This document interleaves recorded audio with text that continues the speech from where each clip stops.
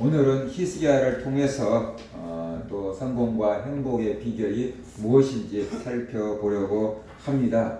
히스기야는 우리 또 학생들은 잘 모를 수 있지만 성경에서 보면 유다의 유명한 왕 중에 한 명이다 라고 볼 수 있습니다.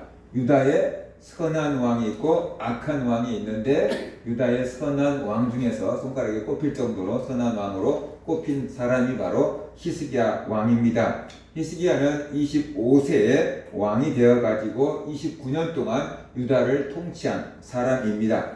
열왕기하 18장 3절 8절 우리가 읽은 본문 말씀을 보면 히스기야의 신앙을 이렇게 높게 평가하고 있습니다. 히스기야가 그의 조상 다윗의 모든 행위와 같이 여호와께서 보시기에 정직하게 행하여 그가 여러 산당들을 제거하며 주상을 깨뜨리며 아세라 목상을 찍으며 모세가 만들었던 놋뱀을 이스라엘 자손이 이때까지 향하여 분향함으로 그것을 부수고 느후수단이라 일컬었더라. 히스기야가 이스라엘 하나님 여호와를 의지하였는데 그의 전후 유다 여러 왕 중에 그러한 자가 없었으니 곧 그가 여호와께 연합하여 그에게서 떠나지 아니하고 여호와께서 모세에게 명령하신 계명을 지켰더라. 여호와께서 그와 함께 하시매 그가 어디로 가든지 형통하였더라. 저가 아수르 왕을 배반하고 섬기지 아니하였고 그가 블레셋 사람들을 쳐서 가사와 그 사방에 이르고 망대에서부터 견고한 성까지 이르렀더라.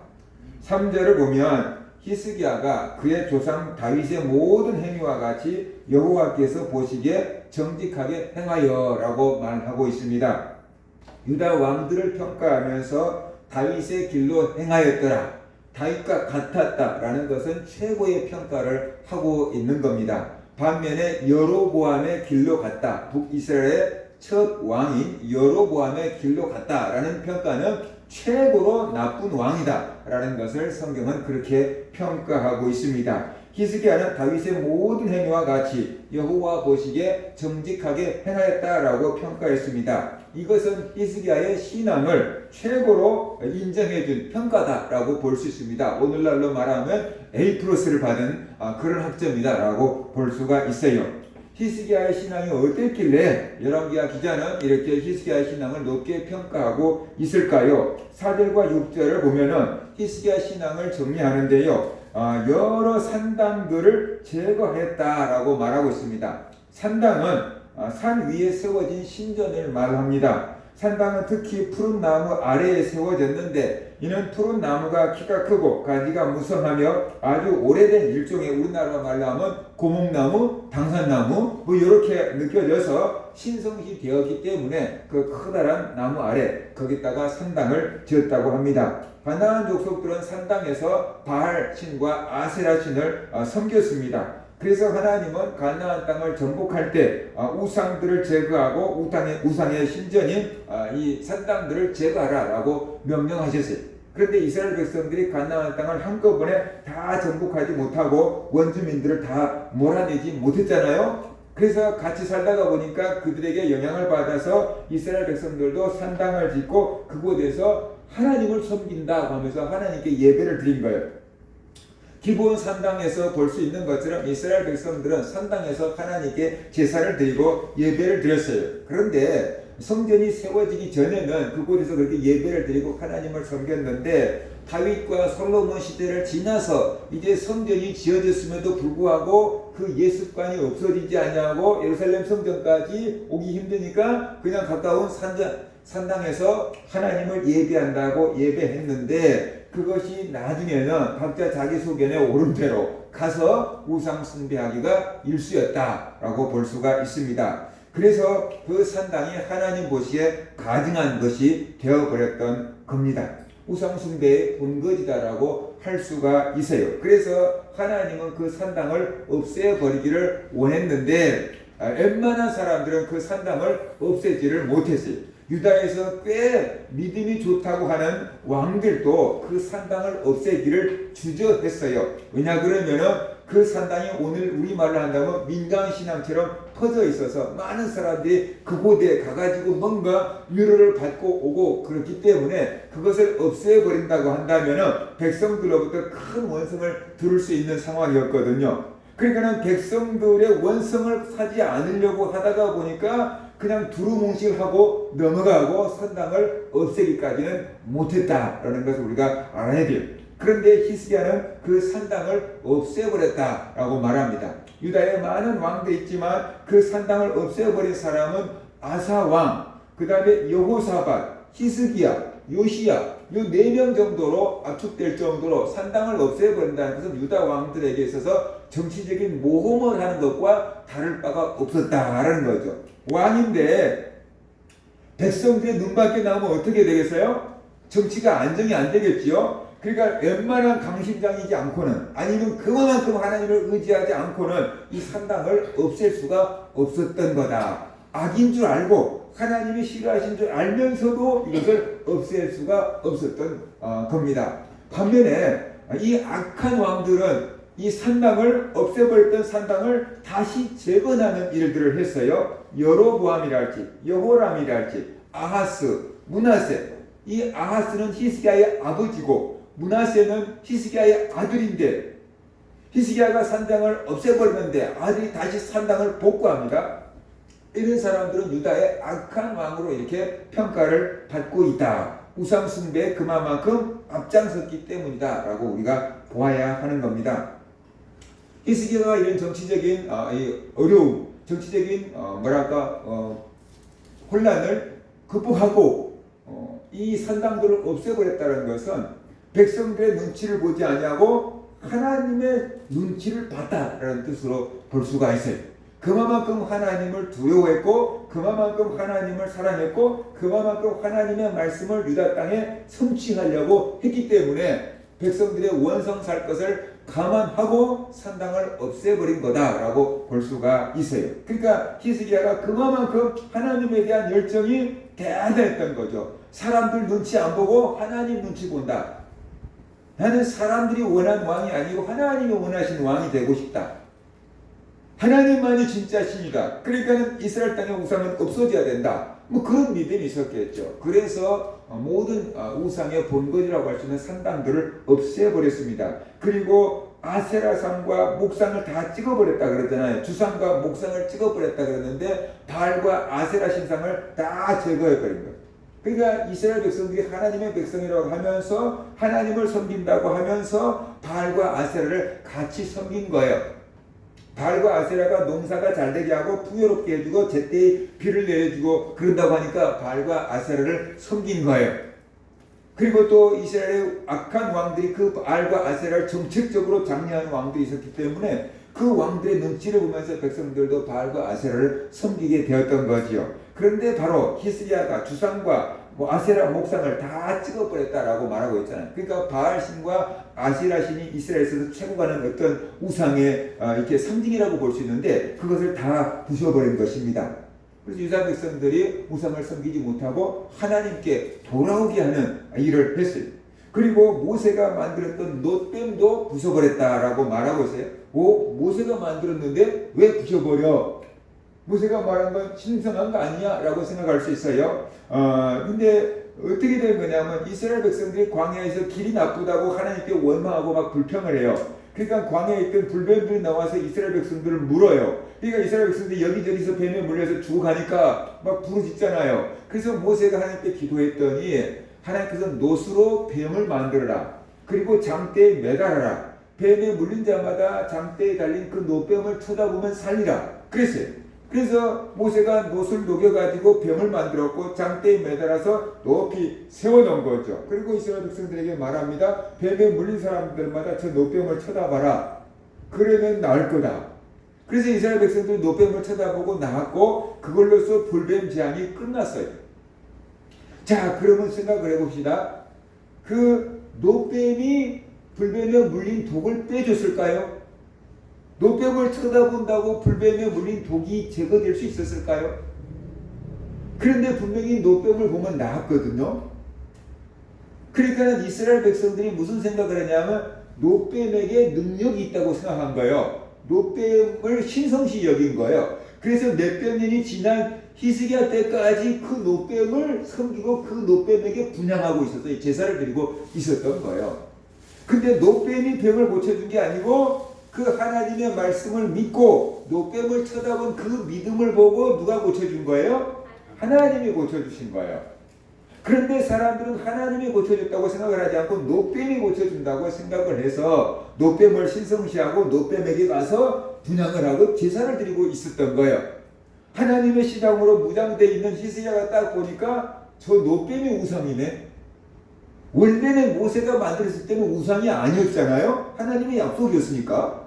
그런데 그 이후에 사람들이 하나님을 보지 못하고 노뱀만 보고 노뱀이 자기들을 치료해주고 노뱀이 자기들을 건강하게 해줄 걸로 알고 노뱀한테 가서 제사를 하는 거예요. 하나님께 예배를 드린 게 아니고 노뱀한테 제사를 하는 거예요. 그러니까 원치 않게 이 노뱀이 뭐가 됐어요? 우상이 되어버린 거예요. 그래서 하나님의 신앙을 하다가 이게 방향이 잘못 들어가지고 이단한테 간 사람처럼 노뱀에게 사람들이 제사를 하고 있으니까 히스기야가 저건 우상이다. 저건 없애버려야 된다. 저걸 없애야지 사람들이 하나님께 주목할 거다. 저걸 없애버려야지 하나님을 섬길 거다. 그래서 히스기야가 그 노뱀을 다 부셔가지고 가루로 만들어가지고 뿌려버리고 그것을 뭐라고 했냐면 느후수단이다라고 했는데 그 느후수단이라는 뜻이 뭐냐 그러면은 노수로 만든 것 그 뜻이에요. 그러니까 다시 말한다면 우리나라 말로 좀 세게 한다면 노조각에 불과하다라는 거예요. 이것이 신이 아니다. 이것이 하나님이 아니다. 이걸 병을 고쳐줄 수 있는 능력이 있는 게 아니다. 이것 자체는 노조각에 불과하다. 그러니까 다시는 이런 것을 섬길 필요가 없다. 라는 그 얘기를 하고 있는 거예요. 노조각을 섬기지 말고 하나님을 섬겨라. 그래서 히스기야가 이 노조각, 노뱀을 제거하는 그런 개혁을 조치를 단행했다라고 볼 수 있어요. 이렇게 볼 때 히스기야 영성이 엄청나게 맑았다라고 볼 수 있어요. 이것이 우상이라는 것을 깨달았다는 거예요. 웬만한 왕이라면 믿음이 조금 있다고 한다 그러면 바알과 아세라가 우상인 줄은 알 수 있어요. 믿음이 좀 있는 사람은 바알과 아세라 우상이지 라고 생각할 수 있어요. 그런데 노뱀은 모세가 만들었잖아. 우리 민족들의 역사와 함께 해온 거잖아. 이것을 우상이라고 생각할 수 있는 믿음이 되려 그러면은 그만큼 그 영이 깨끗하고 맑고 하나님과 마음이 맞아야지 이것을 하나님이 싫어하시는구나 알 수 있는 거예요. 그렇지 않으면은 이게 역사와 전통을 자랑하는 거야. 우리 민족의 역사의 일부분이야. 이렇게 끌어안고 갈 수밖에 없거든요. 이게 우상이라고 생각하지 않고 끌어안고 갈 수 있거든요. 그런데 히스기야는 이게 우상이라는 걸 알았어요. 이게 하나님이 싫어한다는 것을 알았어요. 하나님께 가야 될 시선을 영광을 요게 받아먹고 있다는 걸 아는 거예요. 그래서 이것을 부셔버린 거예요. 그러니까 히스기야가 얼마나 영적으로 깨끗했는지, 히스기야가 얼마만큼 하나님의 마음을 그대로 느끼고 있었는지를 우리가 알 수 있다는 거예요. 우리의 믿음이 살아있고 우리의 영성이 살아있으면 하나님이 뭘 원하시고 하나님이 뭘 싫어하시는지를 알 수가 있어요. 그런데 우리가 믿음이 둔해지면 하나님이 뭘 싫어하는지 하나님이 뭘 좋아하는지 그거 잘 느껴지지 않고 깨달아지지 않고 알아도 상관없이 내 갈 길을 가게 되는 거죠. 이게 뭐가 우상이라고 그래? 그러면서 타협하고 가는 거죠. 그죠? 그러니까 우리나라에서 조상 제사 문제 같은 경우도 천주교에서도 처음에는 조상 제사가 우상 숭배라 그랬어요. 그런데 한국에서 전파가 안 되는 거예요. 조상 유교의 문화가 꽉 바뀌어가지고. 그래갖고 나중에 이것은 우상이 아니다라고 바뀌었잖아요. 근데 기독교는 처음부터 이건 우상이다. 없애라. 그런 거잖아요. 그죠? 그러니까 바로 어떤 의미에서 본다고 한다면은 기독교에서 추도 예배 드리는 것 자체도 하나님이 썩 기뻐하지 않는 일일 수 있어요. 그런데 제사를 쭉 지내왔던 사람들에게 하나님 믿으니까 갑자기 제사를 없애버리니까 뭔가 그날 있긴 있는데 뭔가가 허전하고 하나니까 막 그런 거 이게. 그러니까 그러면 제사를 그냥 예배로 바꿔버리자. 그래가지고 추도 예배로 바꿔버려서 예배를 드리고 있는 거죠. 그죠? 그러니까 이스라엘 사람들이 뭐 아브라함 돌아가신 날을 기념한 것도 없고 모세가 죽은 날을 기념한 것도 없고 예수님이 돌아가신 날을 기념하지도 않고 물론 우리가 뭐 이게 고난 주간을 지키기는 하지만 그건 아닌 거잖아요. 그죠? 제사하고는 다른 거다. 그러니까 우리가 영성이 깨끗해지면은 하나님이 아닌 것인지 긴지를 탁탁 알 수 있는데 그게 영성이 좀 흐리뭉텅해지면 타협을 하는 거예요. 타협을. 그럴 수 있지 뭐. 아니 좋은 게 좋은 거지 뭐. 그러면서 타협을 하면서 살아가면서 물에 물 탄 듯 술에 술 탄 듯 그런 신앙이 되어버릴 수 있다 라는 거예요. 아, 히스기야 영성이 엄청나게 맑았구나. 그래서 이 노뱀이 우상이라는 것을 깨달을 수 있었구나. 오늘날 우리가 볼 때는 우상이면 틀림없네 라고 하겠지만 당시 이스라엘 사람들이 생각할 때는 모세가 만든 것을 없애본다고? 그래갖고도 하나님을 섬긴다고? 저 왕이 제대로 된 거야? 아마 이런 시각을 가진 사람들이 꽤 많았을 거예요. 그런데 히스기야는 이게 분명히 아니다는 걸 안 거죠. 그래서 없애버린 거였다라는 것을 우리가 알아야 돼요. 우리의 마음 속에, 우리의 신앙 생각 속에 슬그머니 노뱀처럼 들어와 가지고 있는 것이 있을 수도 있거든요. 이거 교회에서 그냥 옛날부터 해오던 전통인데 그러면서 들어와 가지고 있는 것이 있을 수 있거든요. 뭐든지 십자가든지 뭐든지 하나님께 가야 될 시선이 다른 것에 꽂혀 있다고 한다면 이것은 우상이 될 수 있다.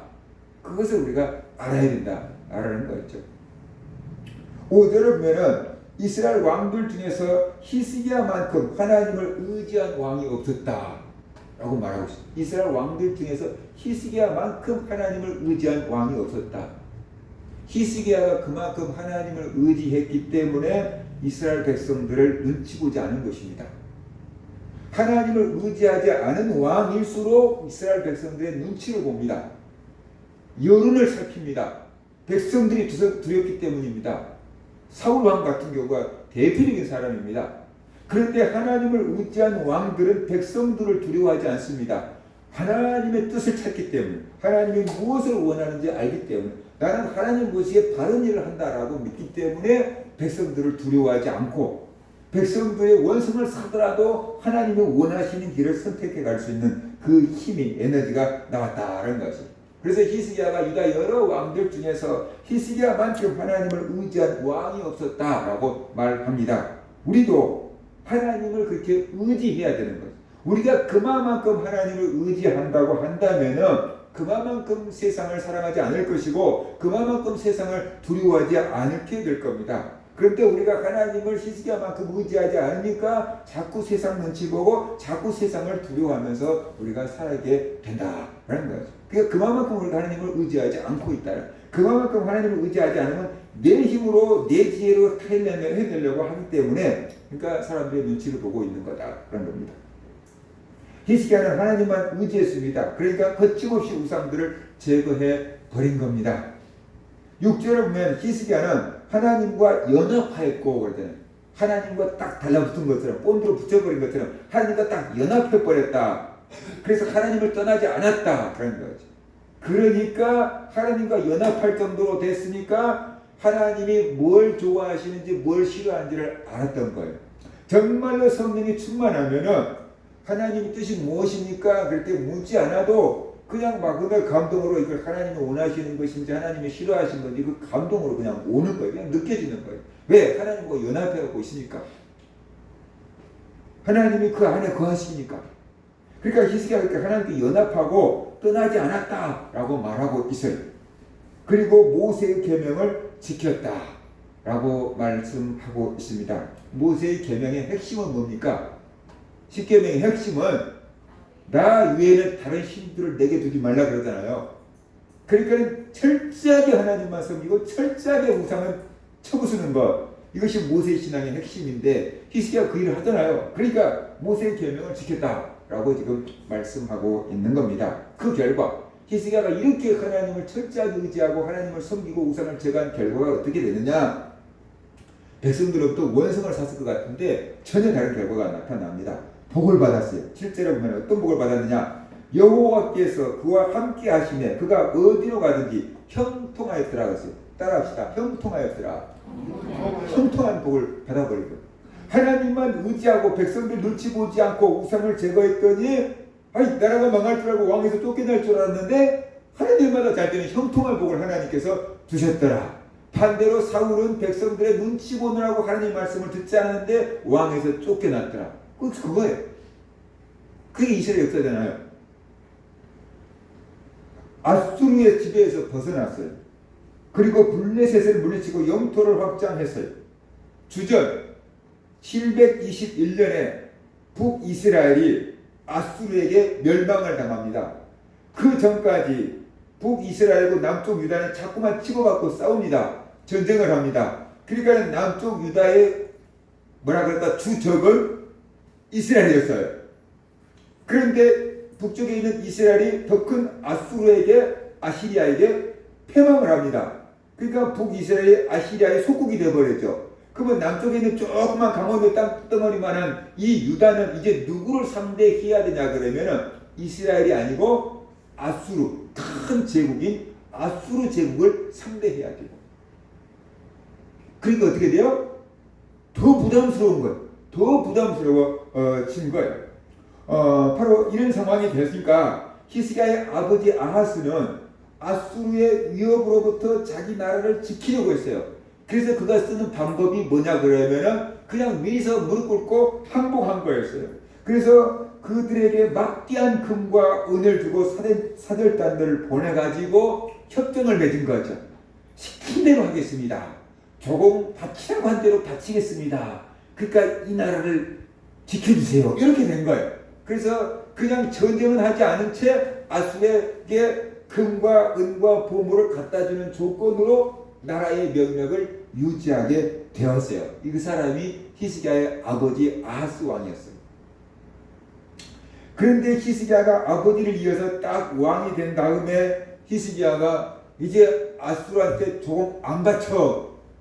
그렇게 된 거예요. 이제 아수르한테 조금 안 바친다. 나하고 아버지하고는 정책이 다르다.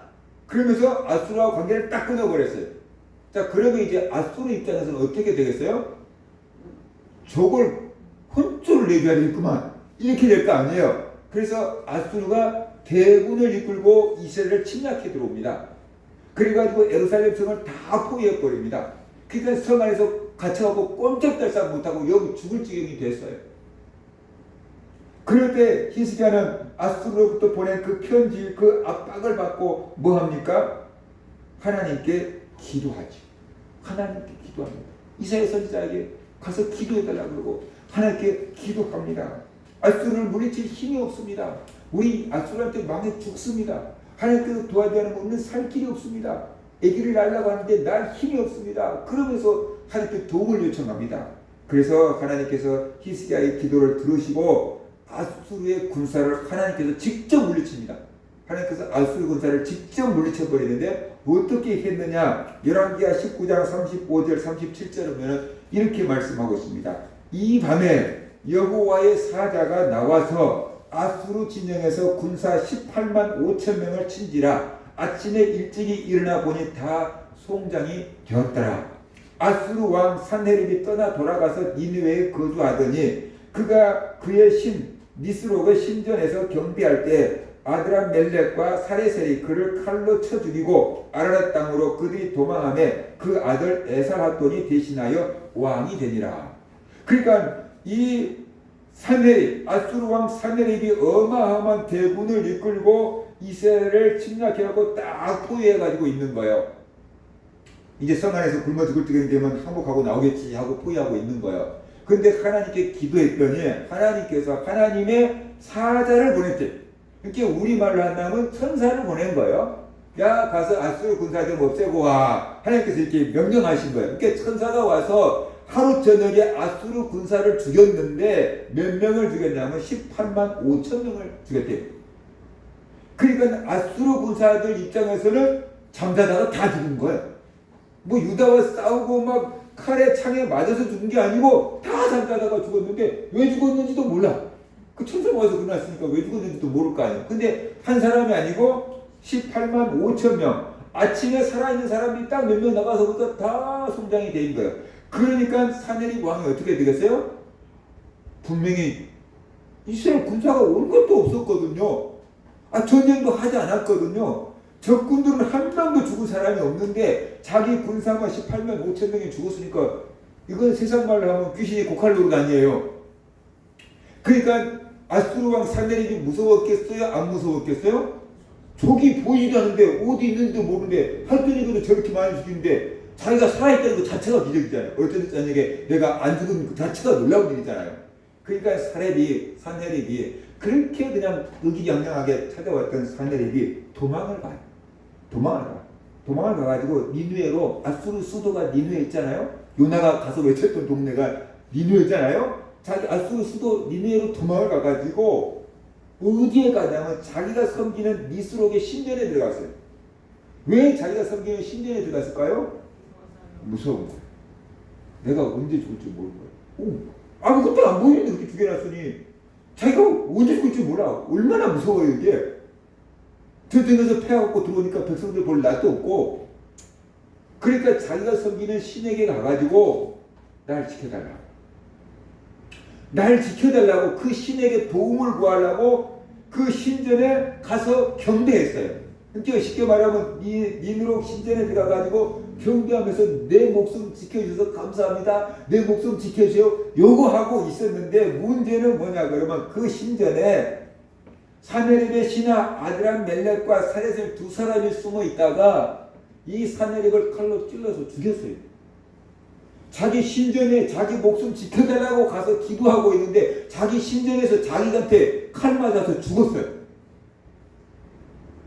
이상한 것은 이 사네립을 자기들이 살해했잖아요. 그러면 지네들이 반란을 일으키고 나라의 왕이 돼야 될 건데 왕을 살해하고 이 사람들이 도망쳐버려요. 뭐라고 왕을 죽였는지 모르겠어요. 그러니까 사네립의 아들 에사라돈이 뒤를 이어서 아수르의 왕이 됐는데 이게 모두 다 하나님이 하신 일이에요. 그래서 히스기야가 하나님만을 의지하고 아수르를 딱 거역하니까 군사적으로 본다 그러면은 이것은 뭐 전쟁 하나마나 유다가 지금은 그냥 백전백패예요 이게. 그러니까 히스기야가 할 게 없어서 기도했는데 하나님께서 그 히스기야의 기도를 들으시고 천사 한 명을 보내가지고 이 놀라운 일들을 해버렸다라는 것을 우리가 알아야 돼요. 하나님을 의지하면, 전적으로 하나님을 의지하면 하나님이 능력을 베푸시는데 우리가 생각하지 못한 능력을 베푸신다. 상상할 수도 없는 일을 행하시는 분이 하나님이시다라는 것을 우리에게 말씀해 주고 있는 거죠. 그러니까 백성들이 아무리 눈치 봐도 소용없어요. 하나님이 도와주셔야 되는 거예요. 그래야지 형통할 수 있게 된다라는 겁니다. 그런데 우리가 살아가면서 얼마나 많이 사람들의 눈치를 봅니까? 얼마나 많은 사람들의 눈치를 봅니까? 목사님들이 얼마나 많이 성도들의 눈치를 봅니까? 저도 예외는 아니고 큰 교회 목사님들도 얼마나 성도들의 눈치를 보는지 몰라요. 시험 들면 어떡하나. 그걸 눈치 봐요. 그래가지고 해야 될 설교도 못하고 이리 돌리고 저리 돌리고. 저도 그래요. 이 설교 하려고 했다. 원래 그건 아닌데 이 성도님 들으면 시험 들 것 같은데 그러면 또 빼고, 그래도 또 그냥 원치 않게 이상한 설교 듣고 그냥 설교가 이상한 건 아닌데 아무튼 듣고 그냥 상처받아서 한 사람도 나오고. 그러니까 목사님들 입장에서 힘들잖아요. 그러니까 목사님들이 하나님의 종이고 하나님께 받은 메시지 하나님만 의지하고 막 외쳐버려야 되는데 성도님들 눈치 보고 장로님 눈치 보고 원로 목사님 눈치 보고. 그러니까 목사님들이 하나님의 종이 아니고 사람의 종이 되고 있는 경우들이 많아요. 나한테 친구가 그랬어. 원로 목사님 14년 모시고 있는 게 얼마나 힘든 줄 아세요? 얼마나 힘든지 알아요. 또 다른 목사님이 그렇게 있어요. 장로가 7분이면 시어머니가 7분입니다. 그러니까 개척을 한 목사님들은 하나님 뜻대로 해요 그냥. 그런데 후임으로 부임받아 온 목사님들은 눈치 보느라고 일을 못해요. 우리나라 유명한 목사님 있을 때 부목사로 있던 분이 우리 노예에서 이제 큰 목회를 하고 있는데 그분이 큰 목사님을 찾아갔대요. 그랬더니 그분이 이렇게 얘기했대요. 목회는 은퇴 5년 전이 진짜야 하고 그랬더니 무슨 소리예요? 그동안에 눈치 보다가 목회 5년 전이면 65세인데 그때 이제 뭐 해볼 테면 해봐라 나도 곧 은퇴다. 이제 그 마음이 들어서 이제 사람 눈치 보지 않고 하나님 눈치만 보면 일할 수 있다는 소리 아니에요? 안타까운 소리잖아요. 그러면 그렇게 사람 눈치 보며 쩔쩔 매는 목사 밑에서 그 목사님 설교를 듣고 성도들이 무슨 영성을 거둘 수 있느냐고, 무슨 은혜를 받을 수 있냐. 내가 존경하지 않고 내가 종처럼 부려먹는 목사 설교를 듣고 장로님들이 무슨 은혜를 받을 수 있겠냐고. 그 영혼이 죽지 않겠냐고. 장로님들의 영혼이 죽지 않겠냐고. 저 목사 내가 시킨 대로 다 해. 그런 장로가 그 목사가 선포하는 말씀을 통해서 은혜를 받을 수 있겠냐고요. 그 장로가 교회에서는 권세를 휘두를 수 있겠지만 그 영혼은 죽지 않겠느냐고요. 그게 저주죠. 그런데 한국 교회가 상당히 많이 그런 경향이 있다. 상당히 많이 그런 경향이 있다. 얼마나 안타까운 일입니까? 목사도 비극이고 성도도 비극적인 일이에요. 이게 목사가 하나님의 종인데 짓지 못한 개가 되고 있는 경우도 있고, 성도들도 하나님이 세운 사자를 하나님의 사자처럼 대우하는 게 아니고 자기 종처럼 부려먹으려고 하는 장로들이 있으니까 이 한국 교회가 무너져가고 있는 거다. 그러니까 히스기야가 얼마나 위대한지를 알 수 있어요. 오늘날 강단에서 크게 팍팍 치는 목사님들도 교회에서는 성도 한 명 시험 들까봐, 헌금 많이 하는 성도 교회에서 떨어질까봐 눈치 보며 전전긍긍하며 희할 말 못하고 그러고 있는 경우도 많거든요. 큰 교회 목사님들만 그런 게 아니에요. 작은 교회 목사님들도 그래요. 작은 교회에서 성도 한 명 떨어지면 또 얼마나 큽니까? 그 비중이. 그러니까 못하잖아요. 그러니까 목사님이 온갖 소가를 하면서 뭔가 스트레스와 속병들을 다 앓고 있는 거죠. 겉으로 보면 제일로 누구보다 행복해야 될 사람들이 목회자들인데 제일로 말할 수 없는 힘든 고통과 무거운 짐을 홀로 지고 끙끙대고 있는 경우들이 목회자들이 많다는 거죠. 그거 왜 그럽니까? 하나님 눈치 안 보고 사람 눈치 보니까 그렇게 되잖아요. 그죠?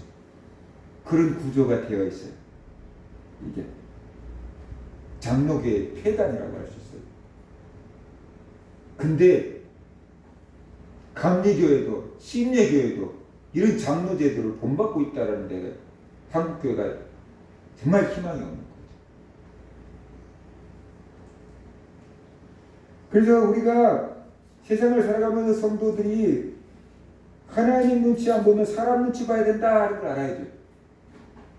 사람 눈치 보고 살겠느냐, 하나님 눈치 보고 살겠느냐, 이게 결정해야 되는데 이렇게 설교하고 예배드리고 은혜 받을 때는 간단하잖아요. 답이 사람 눈치 안 보고 하나님 눈치 봐야 돼, 간단하잖아요. 그런데 막상 현실에 딱 부딪히면은 그게 쉬우냐라는 거죠. 그게 쉽냐라는 거죠. 안 쉽잖아요. 안 쉽잖아요. 굳이 하나님 눈치 본다고 사람들한테 막 싸우고 막 사람들한테 원성 듣고 막 그러고 싶지 않잖아요. 그러니까 적당히 타협하면서 살게 되잖아요.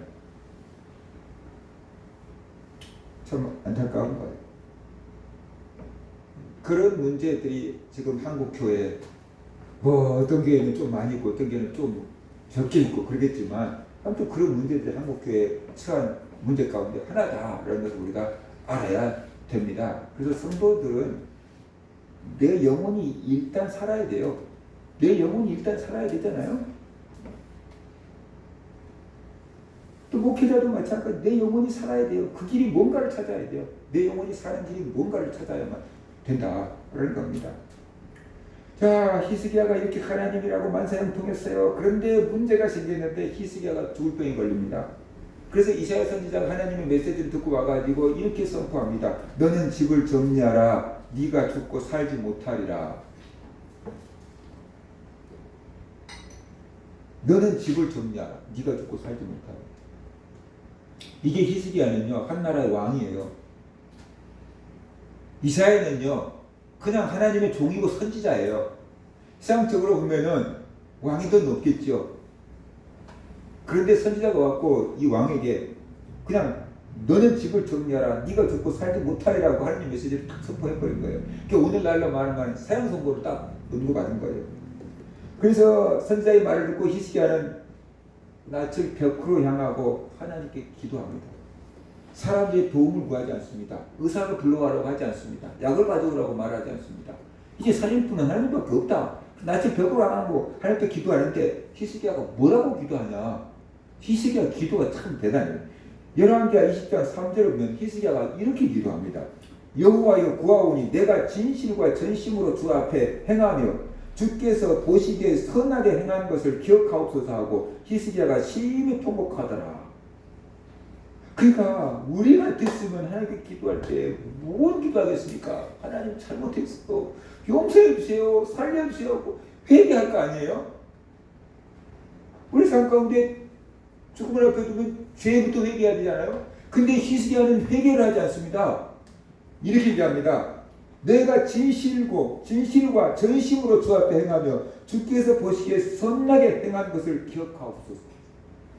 내가 진짜 하나님이 원하신 뜻대로 살았고 하나님의 말씀이라고 무엇이든지 다 순종했으니까 그걸 봐서라도 날 살려주십시오라고 얘기하고 있잖아요. 얼마나 하나님께 떳떳하게 당당하게 신앙생활을 쓰면 이런 기도를 할 수 있었을까? 그만큼은 죄도 생각이 안 났던 것 같아요. 그러니까 회개하는 게 아니고 내가 지금까지 하나님께 얼마나 하나님을 잘 섬겼는지를 기억하십시오. 그리고 나를 살려주십시오. 지금 살아서 숨 쉬고 있는 사람들 중에서 이런 기도를 할 수 있는 성도가 몇 명이나 될까라는 생각을 해요. 정말로 엄청난 기도를 하고 있는 거예요. 히스기야가 뭘 했다고 얘기합니까? 내가 하나님이 싫어하는 산당을 파괴했습니다. 내가 하나님이 싫어하는 우상을 다 제거했습니다. 내가 하나님만 의지했습니다. 하나님의 말씀을 다 지켰습니다. 그러니까 나 살려주세요. 그거거든요. 근데 하나님이 그 기도를 들으셨어요. 그 소리는 뭐냐면 히스기야가 진짜 그렇게 살았다는 거예요. 히스기야가 엉터리로 살아놓고 이런 기도를 했다고 하면 하나님이 웃기는 소리 하지 마 이놈아. 네 죄가 정말 태산보다 높은데 무슨 쓸데없는 소리야. 이렇게 말씀하셨을 텐데 하나님께서 히스기야 기도를 들고 딱 응답합니다. 이사야 선지자에게 바로 하나님이 응답합니다. 너 돌아가서 히스기야에게 이렇게 메시지 전해 라고 하면서 주신 메시지가 이거예요. 왕의 조상 다윗의 하나님 여호와의 말씀이 내가 네 기도를 들었고 네 눈물을 보았노라. 내가 너를 낫게 하리니 네가 3일 만에 여호와의 성전에 올라가겠고 내가 네 날에 15년을 더할 것이며 내가 너와 이 성을 아수르 왕의 손에서 구하고 내가 나를 위하고 또 내 종 다윗을 위함으로 이 성을 보호하리라 라고 말씀하셨죠. 하나님께서 히스기야의 기도를 들으시고 히스기야의 눈물을 보셨다 그랬어요. 그래서 히스기야의 병을 고쳐주고 3일 만에 여호와의 성전에 올라갈 정도로 회복시켜 주겠다. 그리고 히스기야의 생명을 15년이나 연장시켜 주겠다라고 말씀하십니다. 그뿐만 아니라 보너스로 예루살렘을 아수르 손에서 지켜주고 구원해 주겠다라고 하나님께서 약속을 하셨습니다. 히스기야는 그 말을 듣고도 믿을 수가 없었어요. 너무 놀라운 일이었고 너무 기쁜 일이었고 그래서 내가 3일 만에 여호와의 성전에 올라간다는 증거가 뭡니까? 그 증거를 표적을 보여주세요. 그러니까 히스기야가 오늘날로 말한다면 그 활동을 아예 하지 못한 것 같아요. 그런데 몸 안에 꼼짝할 수 없는 병이 걸렸는데 3일 만에 나와서 여호와의 성전에 예배하러 올라갈 거라고 하니까 이 걷지도 못하고 손가락 하나도 까딱하지 못하는데 어떻게 그런 일이 있을 수 있습니까? 내게 표적을 보여주세요. 그랬던 거예요. 히스기야가 그렇게 아팠던 거예요. 그러니까 하나님께서 아하스 이름표 위에 나갔던 해 그림자를 뒤로 10도나 물러가게 하는 기적을 보여주었잖아요. 시간을 뒤로 물려버리는 그 기적을 보여줬잖아요. 그래서 히스기야가 하나님의 약속을 믿게 된 겁니다. 그래서 이사야 선지자가 히스기야의 상처에 무화과 반죽을 발라놨더니 깨끗하게 나았다라고 성경은 말씀을 하고 있습니다. 히스기야가 성공하고 형통한 비결이 뭡니까? 열왕기하 18장에서 우리가 봤던 것처럼 히스기야가 이렇게 성공할 수 있었던 근거는 뭐냐 그러면은 하나님이 싫어하시는 산당과 우상을 없애버렸다는 것이. 우리도 하나님 앞에서 히스기야처럼 살려면은 하나님이 싫어하는 죄를 없애버려야 된다. 하나님이 싫어하는 우상을 없애버려야 된다는 것이. 하나님보다 더 사랑하는 것을 없애버려야 된다는 것이. 그것이 돈이든 일이든 공부든 가족이든 무엇이든지 간에 하나님보다 더 사랑하는 것을 없애버려야 된다는 것이. 내 안에 산당을, 내 안에 우상을 없애버려야 된다는 것이. 그리고 히스기야처럼 하나님만 의지해야 된다는 것이. 절대로 그거 없애버릴 수 없습니다. 하나님을 의지하지 않으면 무섭거든요. 그래서 예전에 우리 교회 성도님이 나한테 와가지고 금요 예배 마치고 가서 목사님 없애주시고 썩 내는 게 있었어요. 부적. 예수 믿기 전에 가지고 있었던 그 부적을 이제 예수 믿고 만나서 없애버려야 되는데 무서운 거예요. 이거 없애버리면 지향이 닥칠 것 같은 거 무서운 거예요. 이렇게 목사님한테 갖다 맡겨버리자. 목사님 없애주세요. 알았어요. 내가 없애버린다. 우리 희철의 목사님은 그 중으로 살았던 사람이 어마어마하게 유명한 중인데 그 중이 다 가지고 와서 없애주세요. 다 없애고 사진 다 찍으면서 승려증 다 이렇게 붙여버리고 순복 다 붙여버리고 그거 남겨놨더라고 사진. 히스기야는 하나님과 연합했어요. 하나님과 딱 달라붙었어요. 하나님과 동행했다라고 볼 수 있어요. 우리가 성령과 동행해야 돼요. 히스기야는 모세의 계명을 지켰어요. 우리가 하나님의 말씀을 잘 지키면서 살아가야만 된다라는 것입니다. 그랬더니 하나님께서 히스기야에게 형통한 복을 주셨다라는 것이에요. 우리가 하나님 앞에서 하나님만 섬기고 하나님만 의지하는 삶을 살아야 돼요. 그럴 때 형통한 복을 받게 된다. 사람이 상상할 수 없는 은혜와 복을 하나님은 주신다라는 것을 우리가 알아야 됩니다. 우리가 내가 하나님께 순종한다고, 내가 하나님 말씀을 지킨다고, 하나님 뭔 기적을 베푸실까? 나에게는 하루 비빌 언덕도 없는데 라고 생각할 수 있어요. 그런데 하나님은 비빌 언덕이 없는 사람에게 하나님께서 은혜를 베푸실 수 있다. 그것이 하나님이 하신 일이다 라는 것을 우리가 이 아수르 왕을 하나님께서 없애는 그것을 통해서 우리가 확인할 수가 있다는 것입니다. 그래서 하나님은 히스기야 왕을 형통하게 하고 왕권을 강하게 해주고 유다 나라를 부강하게 만들어 주었다는 것입니다. 아수르로부터 유다를 보호해 주었다는 것입니다. 그래서 유다 나라가 얼마나 부강해졌는지 나중에 볼 수 있지만 열왕기하 20장에 보면은 히스기야의 보물 창고에 보물이 가득 차 있었다고. 그게 얼마나 놀라운가 하면 히스기야의 아버지 때에 어떤 일이 있었습니까? 아수르한테 금과 은과 보물을 조공으로 다 바쳤다고 했잖아요. 성전에 있는 금까지 그냥 다 갖다가 바쳤잖아요. 그러니까는 곳간이 텅텅 빈 거예요. 그런데 히스기야는 아수르에서 온 바벨을 사줬다 이렇게 나한테 막 보물 창고 문을 열어가지고 막 보물이 이렇게 많다고 막 자랑을 하거든요. 아버지 때는 나라가 텅텅 비었어요. 그런데 히스기야 때 가가지고 보물 창고에 보물이 막 가득가득 찼어요. 하나님께서 히스기야에게 이렇게 어떻게 해요? 엄청난 물질적인 복도 주셨다라는 것을 우리가 알 수가 있잖아요. 그리고 히스기야의 기도를 응답해 주시고 히스기야의 병을 고쳐 주셨습니다. 히스기야의 생명을 15년이나 더 연장시켜 주었습니다. 하나님만 의지하고 하나님의 계명을 지킨 히스기야에게 하나님께서 이런 복을 주셨다라는 것이 그 이유는 간단해요. 하나님만 의지했기 때문에, 사람 눈치 보지 않고 하나님만 의지했기 때문에, 우상 숭배하지 않고 하나님만 섬겼기 때문에, 사람의 뜻 버리고 하나님의 뜻만 따랐기 때문에, 그렇기 때문에 이런 놀라운 은혜와 복을 받을 수가 있었다라는 것이. 오늘날도 그 하나님은 살아계시고 오늘날도 그 하나님은 우리가 히스기야처럼 이런 믿음을 가지고 살기를 원하신다. 하나님의 능력이 없어진 것도 아니고 약해진 것도 아니다. 그 하나님은 여전히 살아계신다. 문제는 무엇인가? 우리가 믿음이 안 된다는 것입니다. 우리가 히스기야와 같은 믿음이 안 된다는 것입니다. 제가 예전에 예수를 믿었을 때 하나님 만나고 은혜 받고 은사 받고 그러니까는 열심히 기도원 찾아다니면서 예배 드리고 또 책 사서 간증집 읽어보고 한국을 이끌어가는 유명한 목사님들 막 몇십 명 모아갖고 책으로 만드는 것이 있었어요. 그 책을 읽어봤어요. 그랬더니 한결같이 큰 교회를 이룬 목사님들에게 가장 중요한 은사가, 가장 큰 은사가 뭡니까? 믿음이라고 해요. 교회 성장하고 박사가 전 세계에서 대형 교회를 이루는 목사님들을 다 연구하고 조사하고 발표해갖고 그 목사님들이 가지고 있는 은사가 믿음의 은사다라고 교회 성장학 교수가 발표했어요. 그런데 저는 그런 책들을 읽으면서 조영경 목사님이 병을 고치고 막 그러니까 저는 큰 교회가 됐겠지라고 생각했어요. 그냥 말로 믿음의 은사라고 얘기하겠지, 병 고치는 은사가 있었으니까 저렇게 큰 교회를 이루었겠지, 기적이 나타나니까 저렇게 많은 성도들이 모였겠지, 뭐 그런 생각을 한 거예요. 어리니까, 그냥 이제 예수 믿는 사람이니까 그렇게 어린 생각을 한 거예요. 근데 목회를 20년 넘게 해보고 지금 와서 생각해보고 지금 그때 읽었던 책들을 기억을 해보면서 느끼는 것은 뭐냐 그러면 그 책이 진짜였다. 그 책이 진짜였다. 그 성장학 교수, 교회 성장학 교수 얘기가 진짜였다. 진짜 믿음이구나. 뭐 방언을 말하고 뭐 귀신을 쫓아내고 예언을 말하고 그것보다, 병을 고치고 그것보다 믿음이라는 은사가 엄청난 거구나. 그런 것을 깨닫게 돼. 믿음이라는 은사가 그 삶을 이끌어 나가는구나.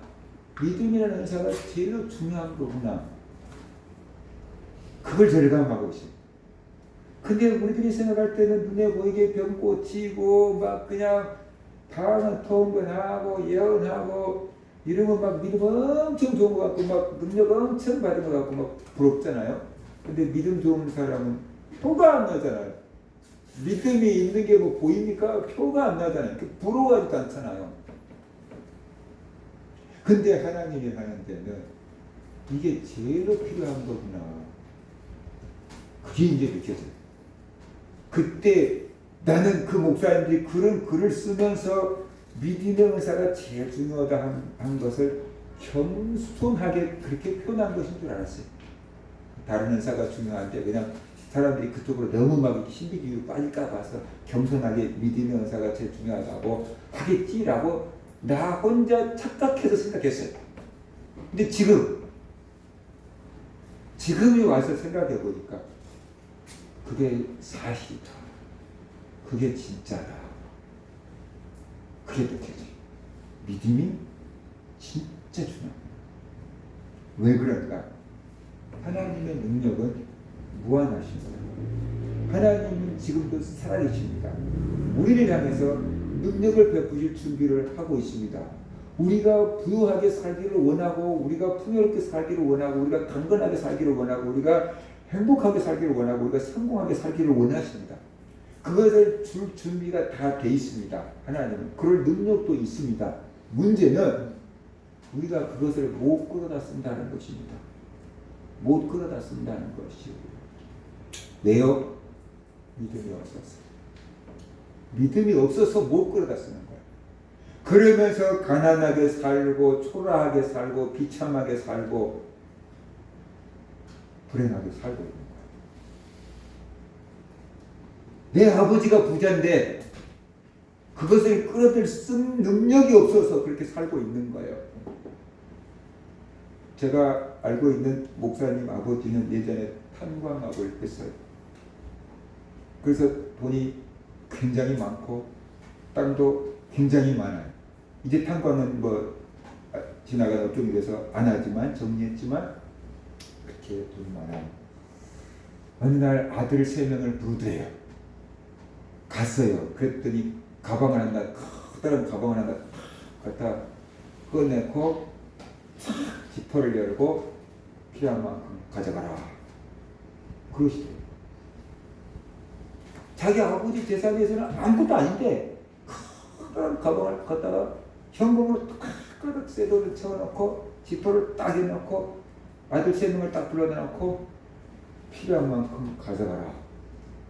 그러더래요. 근데 큰아들 왈, 아버님 없어도 됩니다. 저 뭐 사업 잘 됩니다. 잘 먹고 잘 살아요. 제가 왜 아버지 돈을 가져가겠습니까? 필요 없습니다. 그랬어요. 그러니까 둘째 아들이 눈치 보고 있다가 아버님 저도 됐습니다. 저도 뭐 회사 잘 다니고 먹고 살만큼 하니까 뭐 돈 들어가지 않습니다. 아버님 주세요. 안 가져갔어요. 셋째 아들은 개척교회 목사예요. 돈이 얼마나 필요했겠어요. 그런데 큰아들이 됐습니다. 둘째 아들이 됐습니다. 그러니까 자기만 가져올 수가 없는 거예요. 아버님 저도 됐습니다. 그 돈 안 가져왔대요. 참 힘들게 살았어요. 참 자녀들 3명 공부시키면서 참 힘들게 살았어요. 지금도 힘들게 살아요. 아버지가 부자인데 그 돈가방 가져와갖고 썼어도 아버지는 지금 여전히 지금도 부자일 텐데, 지금도 살아계셔요. 지금도 여전히 부자일 텐데, 근데 형들도 지금 안 가져오고, 그래서 자기는 정말 궁핍하게 살았어요. 우리 하나님 아버지가 부자. 야, 네가 원하는 것만큼 내가 다 줄 수 있다. 믿음 만큼 가져가. 그거예요. 믿음 만큼 가져가. 근데 우리 믿음이 조금만 10만 원 주세요. 네가 원하는 대로 말해. 10만 원 주세요. 이러고 있으면 하나님, 아이 참, 하나. 그러면서도 하나님이 뭐라고 하실까요? 참 믿음하고는 참 이러실 거 아니에요, 하나님이? 아니 내가 네한테 100만 원 주고 1000만 원 준다고 내가 부도날 사람이냐? 부도날 하나님이냐? 아버지냐? 그럴 거 아니에요, 그죠? 아니 근데 고작 뭐 요구하니까 무슨 10만 원? 참 믿음하고는 하나님이 주면서도 이렇게 얘기하실 거예요. 안 그러겠습니까? 근데 하나님 미안해서 가져가, 믿음만큼 가져가. 그런데 예를 들어서 우리가 뭐 이거 하려고 그러니까 수백억이 필요해요, 뭐 수천억이 필요해요, 진짜 일할 거예요, 막 딱 달라든다 그러면 하나님은 좀 믿음 괜찮네, 그래 해봐, 이러시겠죠. 그죠? 그러니까 꼭 집안에 큰 아들들, 큰 딸들이 이런 생각을 하더라고요. 가난한 집에 큰 아들, 큰 딸들은 이런 생각을 해요. 지가 대학 안 가요. 내가 대학 가면 우리 동생들이 공부 못한다는 거예요. 내가 돈을 벌고 동생들을 가르치겠다는 거예요. 그래서 자기가 대학교 안 가고 희생하고 돈을 벌어. 근데 동생들은 눈치가 없어. 그냥 아빠 엄마 가난하든 말든 상관없어. 대학 간다고 공부시켜주라고. 그리고 해. 근데 못 해냈냐? 결국 다 해. 어떻게 됐든지 다 공부를 다 하고 나와. 근데 동생들 생각하고 부모 생각한 사람들 공부 못해요. 대학 못 나와요. 나중에 후회해요. 하면 할 수 있게 길이 열려요. 그게 부모예요. 그게 하나님. 하나님은 풍성해요. 믿음이 안 돼. 제가 뭐 20년 넘게 하고 이제 깨달은 거예요. 믿음이 안 돼. 그걸 갖다 쓸 배짱이 없어. 그걸 갖다 쓸 꿈이 없어. 뭘 한번 갖다 써야 될 거 아니에요. 그냥 갖다 써? 그냥 내 챙겨놓을게 이거 갖다 써? 아니잖아요. 뭐 하나님이랑 한번 거창하게 해볼게 이거 주제요. 그래야 될 거 아니에요. 그죠? 그 꿈이 없는 거예요. 내가 대학 가고 막 유학 가고 막 그래가지고 막 이렇게 할 거예요. 꿈이 없어요. 그러니까 그냥 아버님 어머니 돈도 없는데 뭐 꿈을 접어버리는 거예요. 그게 효도하는 게 아니더라고. 그게 효도하는 게 아니더라고.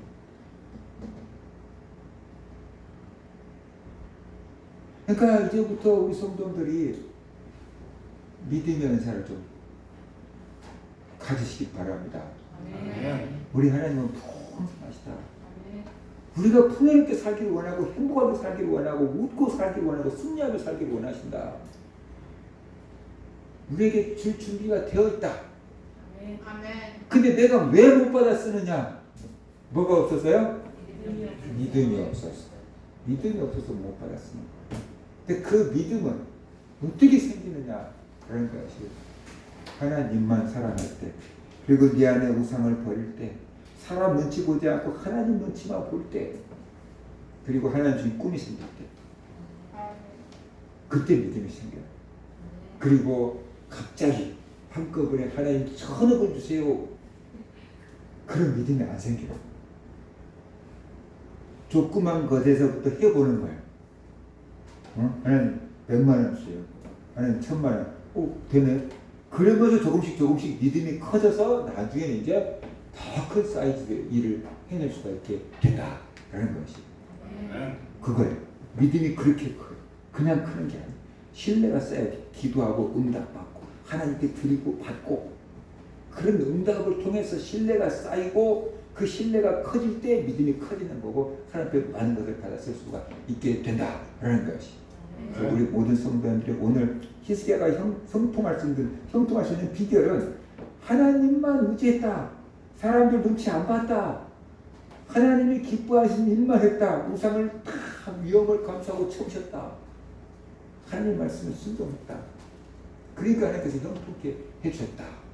우리 성도님들 히스기야 그렇게 할 수 있었던 것은 믿음이 있었기 때문에 우리 성도님들 믿음의 사이즈를 키웁시다. 하나님 나에게 믿음을 주세요. 나에게 믿음의 은사를 주세요. 하나님을 위해서 꿈을 꿀 수 있게끔 해주세요.